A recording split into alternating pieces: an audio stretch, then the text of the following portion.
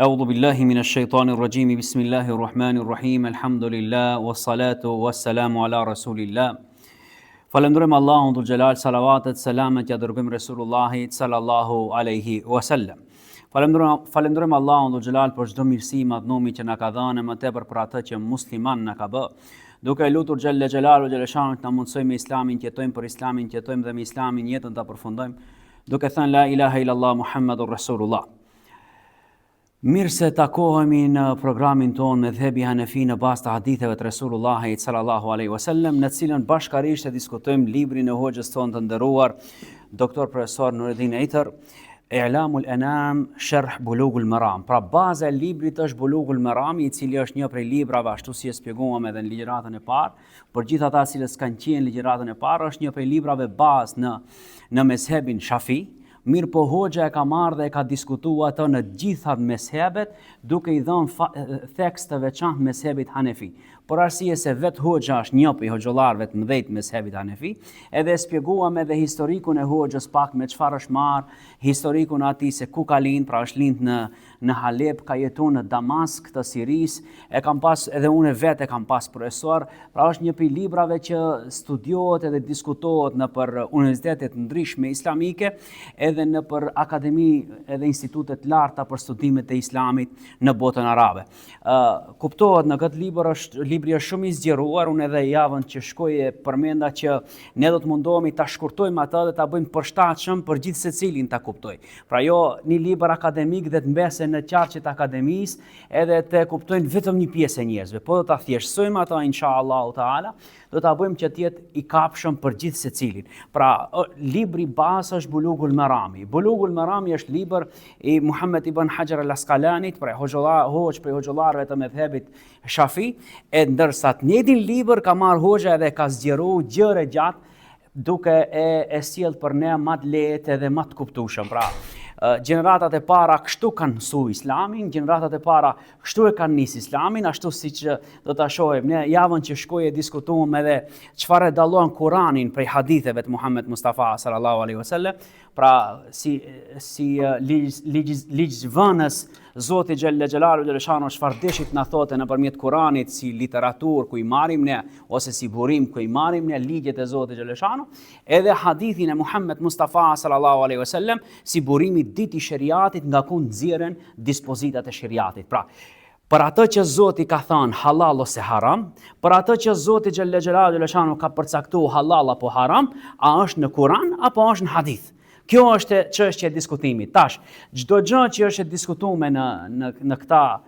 në këtë libër do ta shohim se janë hadithet Resulullahit sallallahu alaihi wasallam. Mirë po hoxha kur I përmendën, nuk e përmendën vetëm hadithin. Ai e përmendën edhe një prej ajeteve, edhe tregon përse mezhebi Hanefi nuk e ka marrë këtë hadith, po është mbështet me një ajet tjetër kuranor. Pra kur vin ajeti, mezhebi jon Hanefi, kur vin ajeti Kuranit, I jep përparësi ajetit përderisa ai është I drejt për drejt, për arsye se këtë muslimanët janë unik se Kurani është baza ku ne duhet kthehemi gjithmonë. Pra kur ndeshet Kurani me hadithin e Muhammed Mustafa sallallahu alaihi wasallam për një çështje të caktuar, mezhebi jon Hanefi I jep përparësi Kuranit. Do ta shihni inshallah taala.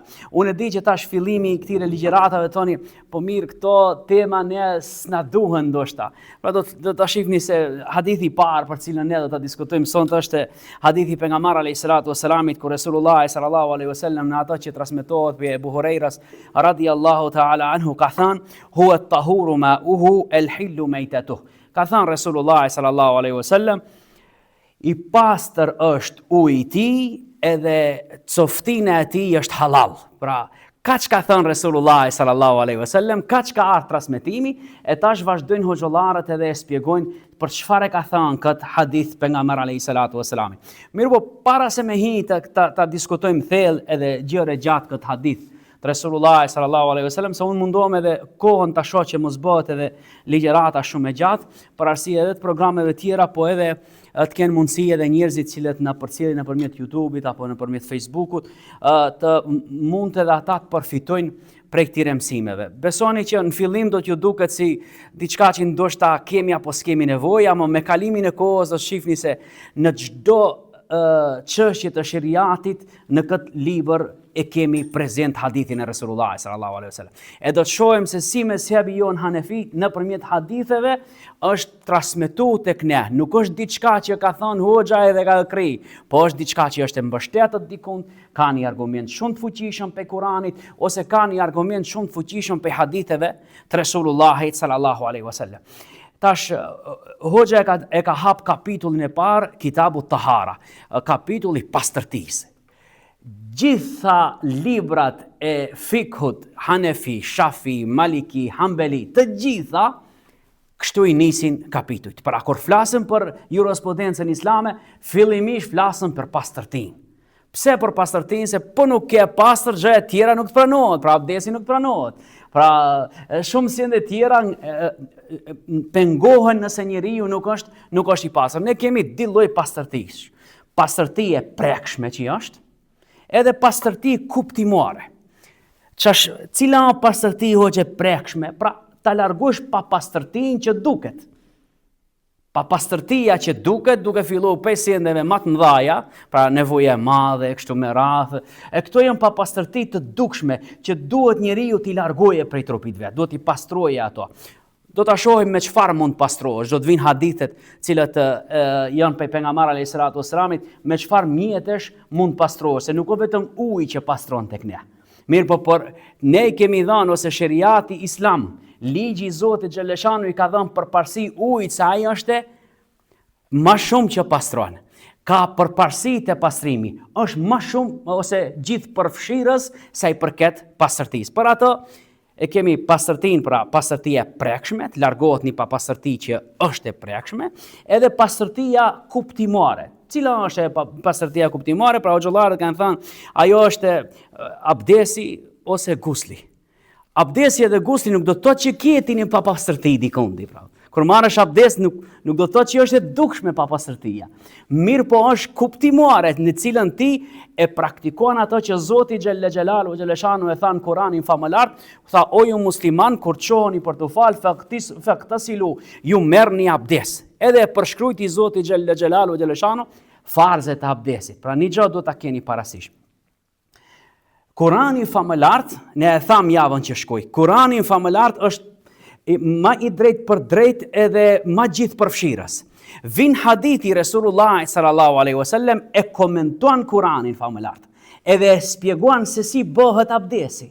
Ose Zoti xhaleshanu në Kuranin famëlart ka thënë iqimus salat, faleni namazin, po nuk gjen në Kuranin famëlart një ajet që ta shpjegon se si të falet namazi. Për me thënë këtu është tekbiri, këtu do të lexosh, do të shkosh në ruku ose nuk gjen në Kuran.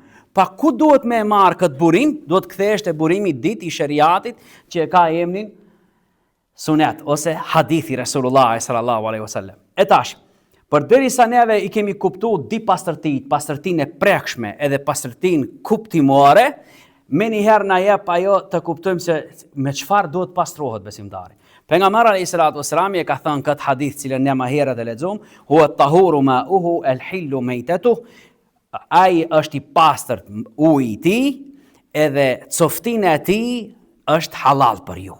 Edhe tash njeriu kur e lexon vetëm kështu hadithin thotë, për cilën folën pejgamberi alayhis salatu wassalam.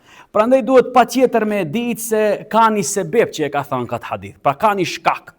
Përse Resulullah sallallahu alaihi wasallam e tha këtë fjali?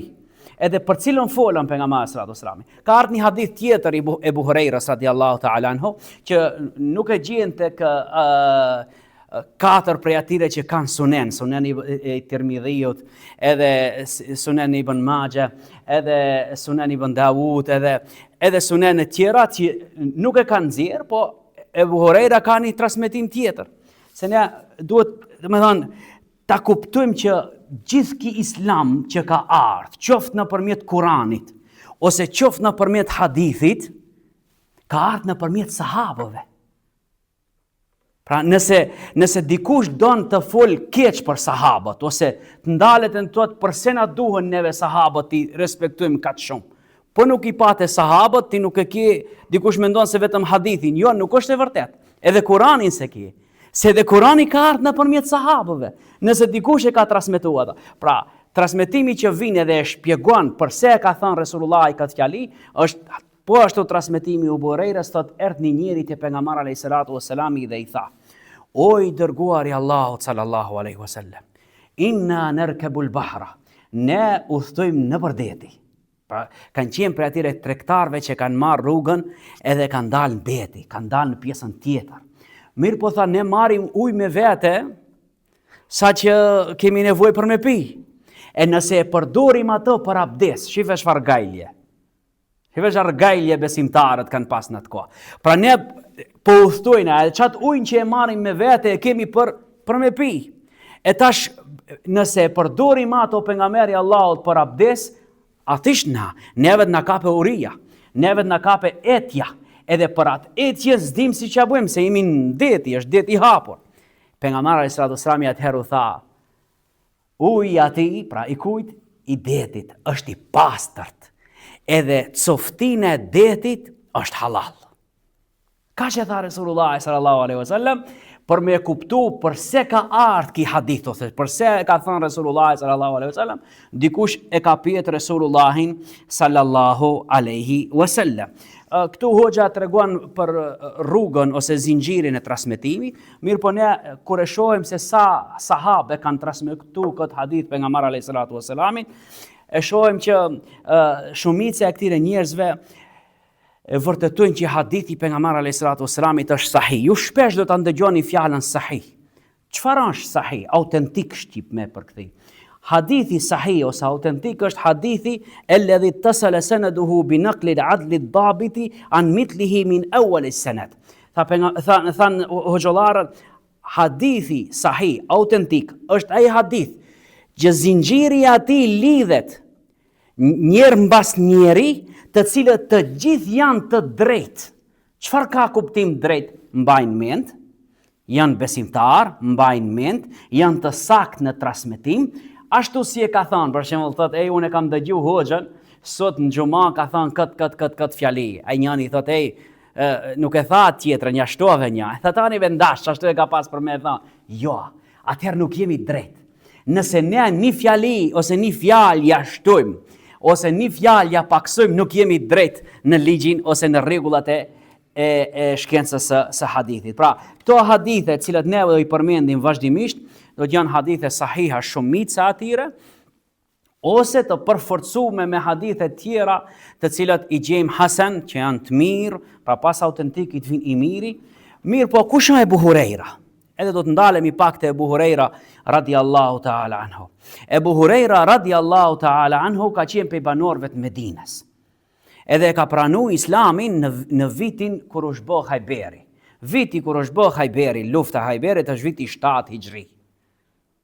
Pra me pejgamber alayhis salatu wassalam, domethënë pak para 7-s, domethënë për afërsisht 6 vjet e diçka ka jetu me Islam me Muhammed Mustafa sallallahu alaihi wasallam.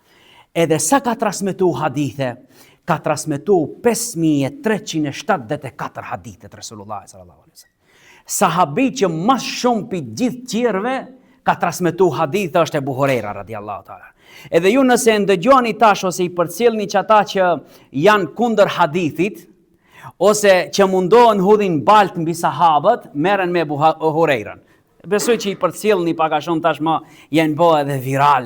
Folën për Ebu Hanifen, folën edhe për Ebu Hurajran, po folën edhe shumë për tjerëve për sahabëve, edhe shumë për hoxhallarëve, tek ai nuk ka ne populli thonë nuk ka piris të gjoja, të gjuha e vete. Pra nuk din të dalloje njënin për tjetrin, të ndaje tjetrin. Vazhdon edhe folën kundër sahabëve. Po përse bash Ebu Hurajra? Se nëse godasësh Ebu Hurajran, edhe njerëzit pranojnë ta godasësh Ebu Hurajran, 5374 hadithi i kërzu. E kur t'ja kishe rëzu 5374 hadithe, e disa i bjen për rregullave të Islamit 12%. Se hoxhallarët janë marrë dhe kanë studiu edhe në këtë formë. Pra 12% ti ja ke rënu Islamit temelet e veta.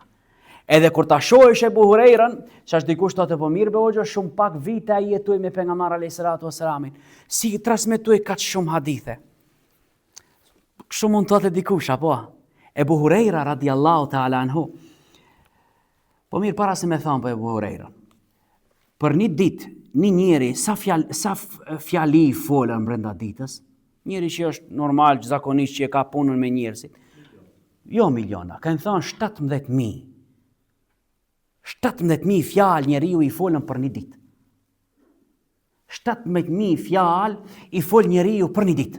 Po me kanë një si puna jeme që i foli pak më tepër, ne e kaluajmë 34 dikund, apo 58.000, Allahu alem sa fjalë brenda ditës i folim. Edhe është interesant se njeriu kur e mushën atë normën e të folurit, s'ka nevojë më të fole. Ama moment që se ka mbush norma, se si që njeri e ka atë normën e vete. Ai ka nevojë të fole, ai mund të fole edhe një herë ka pak, mund të fole dikund ku s'është mezhlisi për me fol. Vetëm me plotësu normën e vete që e ka, që ja don organizmi ose si më thon psikologjia atij. Pra nëse e shohim këtë aspekt, e shohim që Ebu Hurejra shumë pak hadithe ka transmetuar pejgamberi sallallahu alaihi wasallam. Pra, ai ka jetu, pra tham, 6 vjet e ca me pejgamberin alayhis salatu wasallam.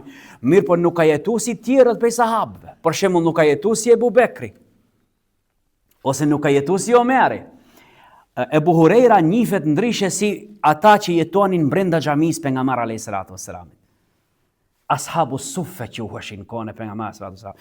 Një pjesë e xhamisë u ndaj në kohën e Resulullahit sallallahu alaihi wasallam, pa ju bën një mur prej atyre kashtave që i përdorin në atë kohë, edhe u ndaj ajo pjesa për xhamis, u bë dhoma e atyre që ishin pastre në xhamit Resulullahit sallallahu alaihi wasallam.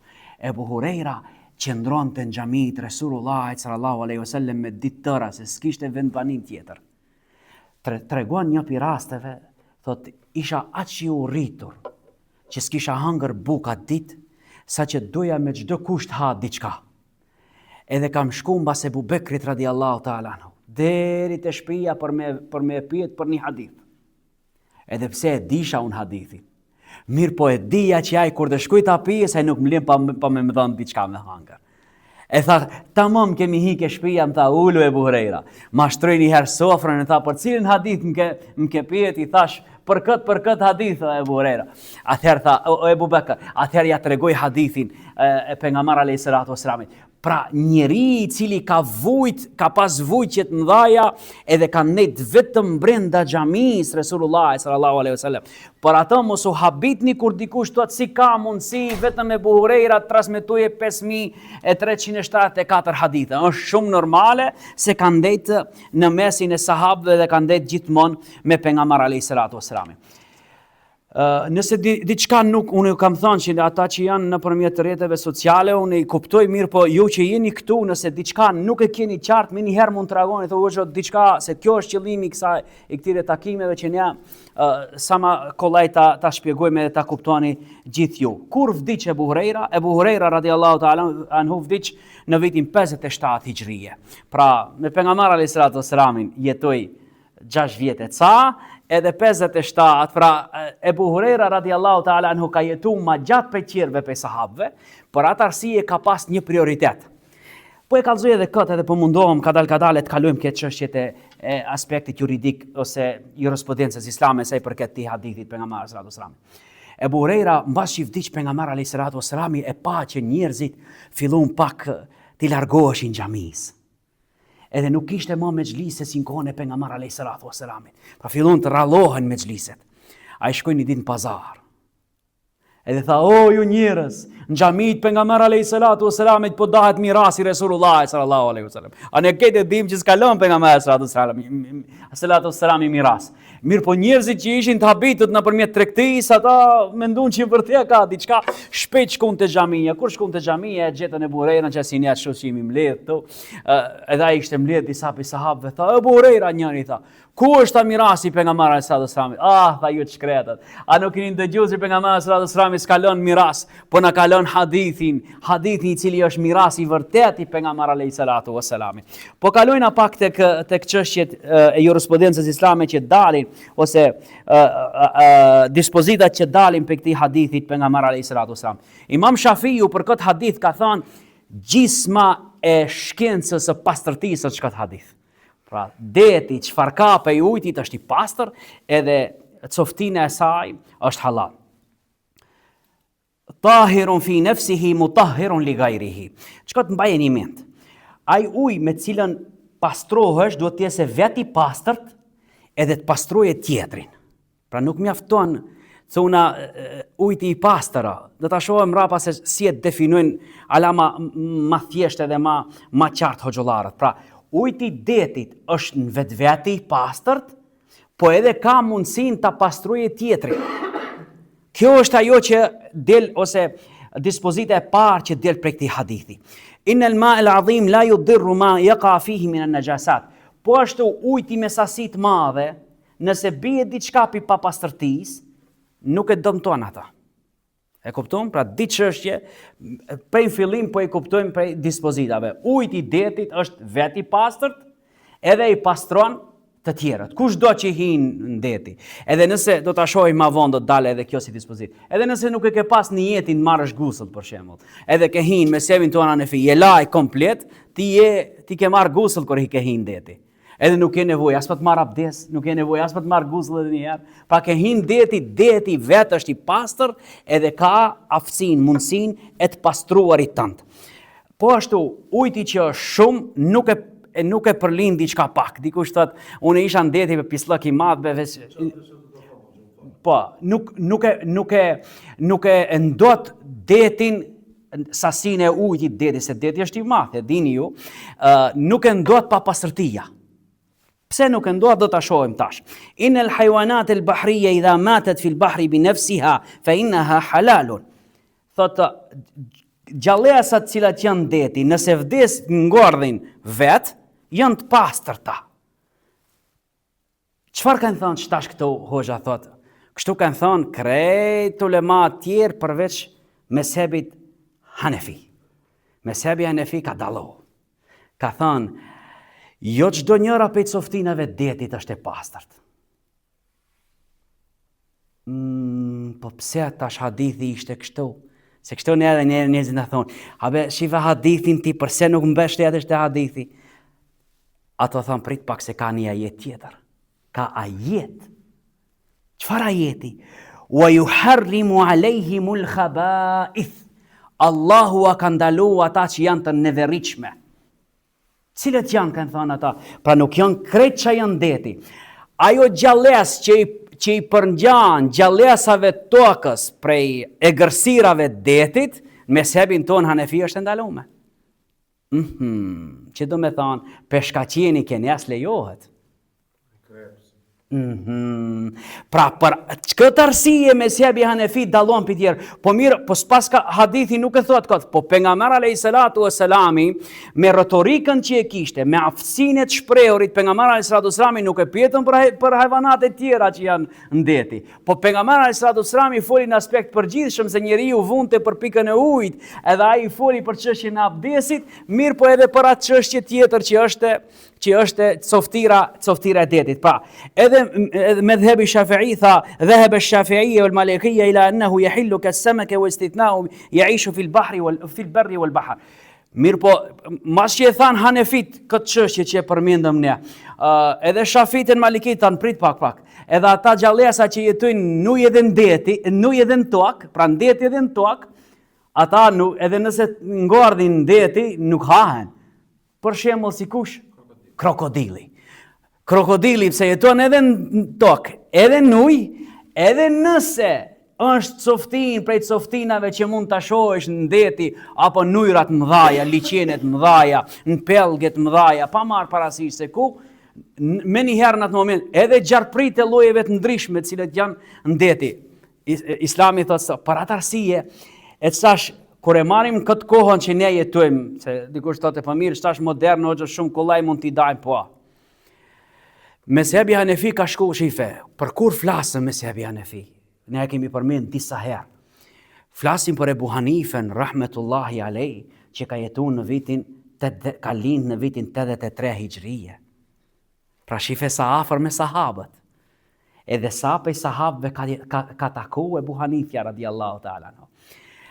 Tha mezhebi jon Hanefi, ato gjallësa cilat rrinë misi përfaqen e detit. Yukrahu akluha ikrahan tanzihiyan është mekruh tahriman ti hash që ata që rinë si përfaqen e ditë, se nuk e din për çfarë u ka ndodhur atyre. Ne sot, që lexojmë pak më tepër, njerëzit e shohin që edhe në deti ndodhin shumë helmime të ndryshme, apo? Edhe nëse një peshk i cili është ka ngorë shkak i një helmimi të caktuar, mezhebi Hanefi thot, do të njëherë vërtetohesh, ta shohësh. Mirë mirë pse pejgamberi alayhis salatu wassalam i tha el hillu meitetu, halal është coftina e detit, për mua tregu sahabëve që nuk obligohet sikur këtherja që është në tokë, mund ta kape peshkun muslimani pa muslimani. Qafiri ose ai zjarputisti, ose budisti, ose kret, mundin me kap ato, për ti është halal, nuk kërkohet sikur kushtet e therjes që janë tokë të kafshëve që i lejohen. Mirë po, nuk do të thotë që është e pa rregulla, po ka disa rregulla të cilët neve patjetër duhet t'i dim. Pra, dhahab al-Hanafiyatu ila anna as-samak idha mata bi nafsihi wa tafa ala wajhi al-ma la yahilluhu bal yukrahu karahatan. Tha mezhebi Hanefi, nëse peshqit kanë dalë mbi sipërfaqen e tokës, mbi sipërfaqen e detit, falni, edhe ato janë ngordhët, muslimani duhet i ka me kru të haje, po mirë dikush mund të atë hoxha, po ne këtë kohë si ta vërtetojmë, mos u lodh ti ta vërtetosh. Ti nuk, disa sende mund të mbrinjsh ti vërtetojnë, disa sende jo. Kur i diskutonim këto çështje në studime në Siri, unë i thësha profesorit në fjalë tjera, i thësha profesor, për këto çështje tash do të flasëm, do të dalim edhe te bunaret, edhe te ujti i bunarit, kur o i pastër, kur s'bot i pastër. Tash hoç kush ka më bunare, askush si përdoren. Në luftë, gjatë luftës Siri, kur ndodhi ka 2013, kum pas vazhdimisht kontakte me shokët e mi në Siri, e njëri për atyre kishte mbajt mend. Atë kujtohet kur i tha hoxhës ç'a na duhen bunaret. Ne tha ket me bunaret tashmë. Se u ndal ujti, kemi probleme. Pra njeriu do t'i mësojë këto dispozita që në momente kur t'i duhen atë t'i vendoje në praktikën e vet. Mirë, po i përmendim edhe 3 hadithe tjera të cilët neve na duhen, që t'i kemi edhe për javën tjetër inshallah taala ta dim për çfarë do të flasim.